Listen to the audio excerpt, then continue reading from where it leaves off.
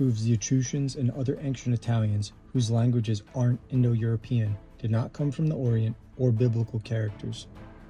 They were indigenous to Italy, and, being in the middle of the Mediterranean, they became great mariners who spread their system and civilized the world. With just a slight alteration in the identity of the Pelagians, who were thought to be Greeks but were actually Etruscans, then it makes sense how all of these languages were nearly the same and how the ancient Italian languages had no affinity to Indo-European like Greek has. They are indigenous Europeans. The diaspora comes from them, not Greece or Asia Minor. With this adjustment, there is no need to figure out how letters were introduced into Italy. The letters originated in Italy.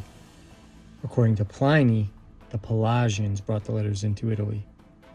The Pelagic, not the Arcadian, were the more ancient Phoenician letters, also brought to Thessaly by the Pelagians.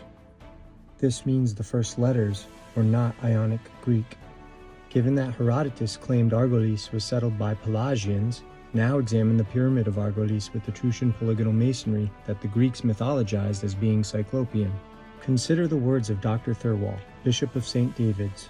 The most ancient architectural monuments of Europe, which may perhaps outlast all that have been raised in later ages, clearly appear to have been the work of their hands. The huge structures, remains of which are visible in many parts of Greece and Epirus, Italy, and the western coast of Asia Minor, and which are commonly described by the epithet of Cyclopean, because, according to the Greek legends, the Cyclopes built the walls of Tyrius and Mycenae, might be with more propriety called Pelagian, from their real authors. Several scholars noticed that the ancient Phoenician and Etruscan alphabets only consisted of 12 to 13 letters, but the Pelagic alphabet consisted of 16 letters. This would imply the early Etrusco-Phoenician alphabet is oldest, which means it originated in Italy, not the Orient.